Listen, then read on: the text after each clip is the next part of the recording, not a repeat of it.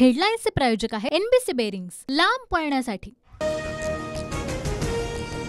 वंचित महाविकास आघाडीतून बाहेर, आगामी लोकसभा निवडणुका स्वतंत्र लढणार, प्रकाश आंबेडकरांची घोषणा।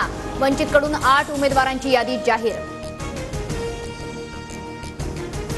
मनोज जरांगेंशी युती करण्याबाबत सविस्तर चर्चा, जरांगेंनी 30 तारखेपर्यंत थांबायला सांगितलंय, प्रकाश आंबेडकरांची माहिती।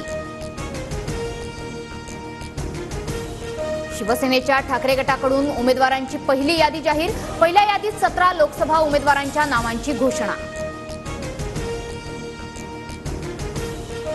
महाविकास आघाडीत वाद असलेली सांगलीची जागा अखेर ठाकरे गटाकडे, सांगलीच्या जागेवर ठाकरे गटाकडून चंद्रहार पाटलांना उमेदवारी। ठाकरे गटाने जाहीर केलेल्या उमेदवारांच्या यादीवर काँग्रेसची नाराजी, काही जागांवर चर्चा सुरू असताना उमेदवार जाहीर करणं चुकीचं, बाळासाहेब थोरातांची प्रतिक्रिया। सांगली लोकसभा मतदारसंघातून काँग्रेसचे विशाल पाटील लोकसभा लढवण्यावर ठाम, काँग्रेसकडून उमेदवारी न मिळाल्यास अपक्ष निवडणूक लढवण्याची ही तयारी। छत्रपती संभाजीनगरमधून चंद्रकांत खैरेंना उमेदवारी जाहीर, खैरेंच्या उमेदवारीमुळे अंबादास दानवे नाराज असल्याच्या चर्चा, मात्र पक्षप्रमुखांनी घेतलेला निर्णय मान्य, दानवेंची प्रतिक्रिया। नाशिक लोकसभा मतदारसंघात ठाकरे गटाकडून राजाभाऊ वाजेंना उमेदवारी, विजय करंजकर देखील नाशकातून लोकसभा लढवण्यास इच्छुक। काँग्रेसला हव्या असलेल्या जागेवर ठाकरे गटाकडून उमेदवारी जाहीर, दक्षिण मध्य मुंबईतून ठाकरे गटाकडून अनिल देसाईंना उमेदवारी घोषित।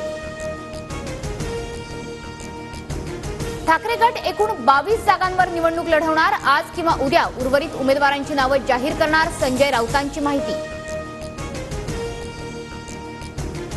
नागपूर लोकसभेसाठी नितीन गडकरींकडून उमेदवारी अर्ज दाखल, 5 लाख मतांनी निवडून आणा, गडकरींचं आवाहन।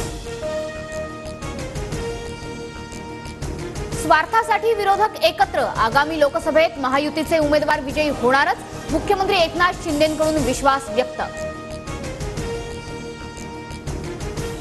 अमोल कीर्तिकरांना उत्तर पश्चिम मुंबईमधून उमेदवारी जाहीर, तर कथित खिचडी घोटाळा प्रकरणात कीर्तिकरांना ईडीचं समन्स, आजच चौकशीला हजर राहण्याचे आदेश।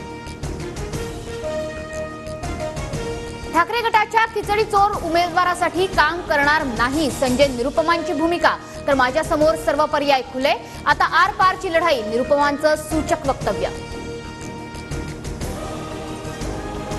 मनसेची महायुतीकडे 3 जागांची मागणी, 3 पैकी 2 जागांवर चर्चा सुरू, मनसे नेते बाळा नांदगावकर यांची माहिती।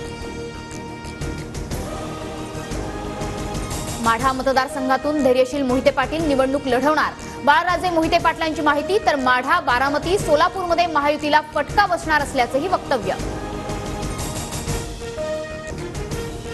पोलीस भरतीसाठी अर्ज करण्यास राज्य सरकारकडून मुदतवाढ, आता 15 एप्रिलपर्यंत अर्ज करता येणार, मराठा एसीबीसी आरक्षणाच्या प्रमाणपत्रात विलंब लागत असल्यानं मुदतवाढ।